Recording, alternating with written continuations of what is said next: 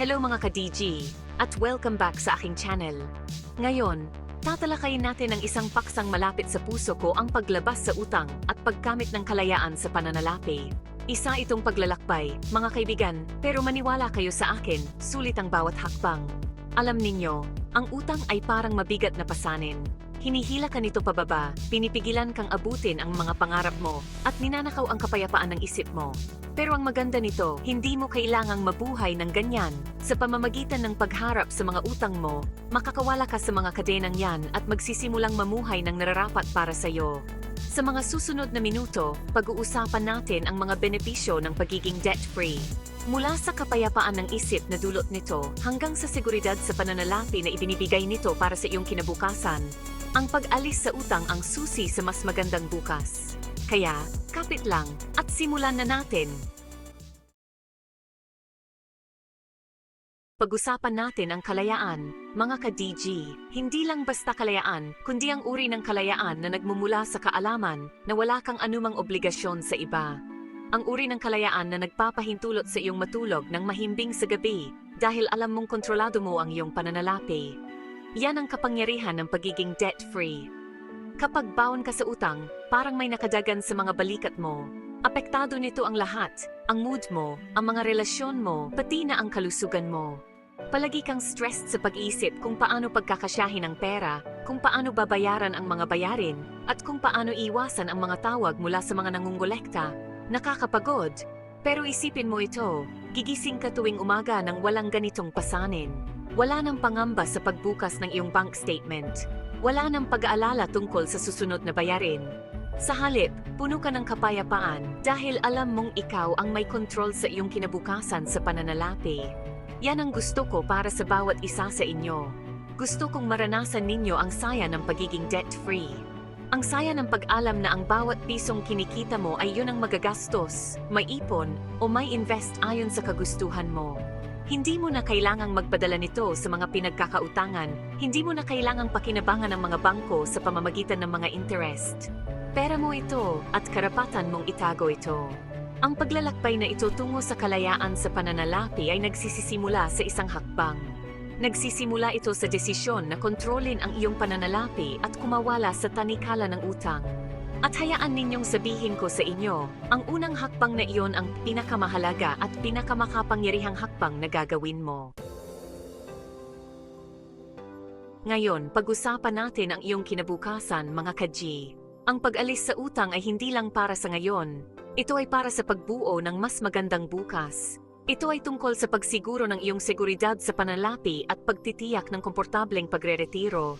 At ang susi diyan, mga kaibigan, ay ang pag-iipon.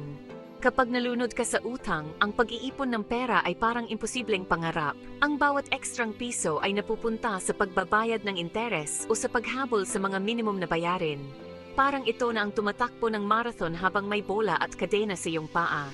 Pero isipin mo ito, nagagawa mong magtabi ng pera bawat buwan. Alam mong ito ay tumutubo para sa iyo at patuloy na lumalaki para sa iyong kinabukasan. Yan ang kapangyarihan ng pagiging debt-free. Napalalayan nito ang iyong kita na nagpapahintulot sa iyo na sa wakas ay makapagsimula ng pag-iipon. Isipin mo ito, ang bawat pisong hindi mo ipinapadala sa mga pinagkakautangan ay isang pisong maari mong i-invest para sa iyong kinabukasan. Maari kang bumuo ng emergency fund, mag-ipon para sa down payment ng bahay, o mag-invest para sa iyong pagre-retiro. Maraming posibilidad. Tandaan mga ka-DG, ang compound interest ay isang malakas na puwersa. Kung mas maaga kang magsisimulang mag-ipon, mas magkakaroon ng oras ang iyong pera na lumago ng mabilis. Parang pagtatanim ng buto. Kung mas maaga mo itong itatanim, mas magkakaroon ito ng oras para mag-ugat at lumago. Kaya, kumawala ka sa patibong ng utang at i-unlock ang hindi kapani-paniwalang potensyal ng pag-iipon. Ang iyong sarili sa hinaharap ay magpapasalamat sa iyo para dito. Ngayon, pag-usapan natin ang isang bagay na walang katumbas ang iyong kalidad ng buhay. Alam ninyo, mga ka-DG, ang kalayaan sa pananalapi ay hindi lamang tungkol sa mga numero sa isang bank account. Ito ay tungkol sa pamumuhay ng puno ng saya, kapayapaan ng isip, at kalayaan na ituloy ang iyong mga hilig. Kapag nalulunod ka sa utang, parang may madilim na ulap na nakabalot sa lahat ng bagay. Nakakaapekto ito sa iyong mga relasyon, sa iyong kalusugan, at sa iyong pangkalahatang kagalingan. Ikaw ay palaging stressed, nag-aalala, at hindi masyadong nasisiyahan sa mga simpleng kasiyahan ng buhay. Pero isipin mo ito, gumigising ka tuwing umaga na magaan ang pakiramdam, malaya, at nasasabik sa araw na darating. Wala nang utang na nakabimpin sa iyong ulo, wala nang mga nagpapautang na humahabol sa iyo. Puro at tunay na kalayaan na mamuhay ng lubusan.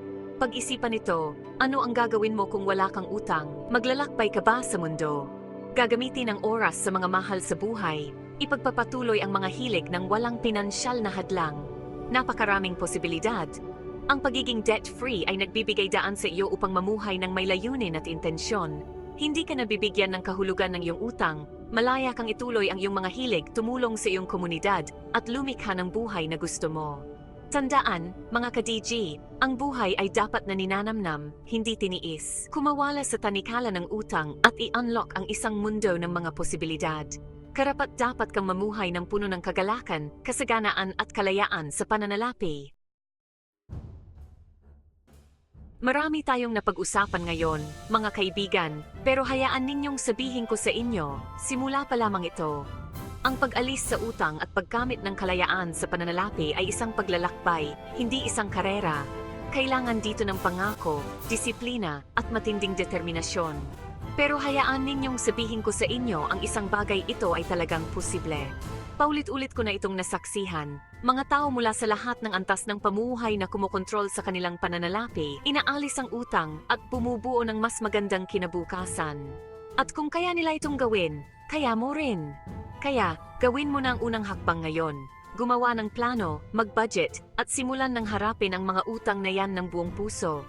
Pangako ko sa inyo, ang pakiramdam ng kalayaan, kapayapaan ng isip, at seguridad sa pananalapi na kasama ng pagiging debt-free ay sulit sa bawat sakripisyo. Kaya mo yan, mga ka-DG.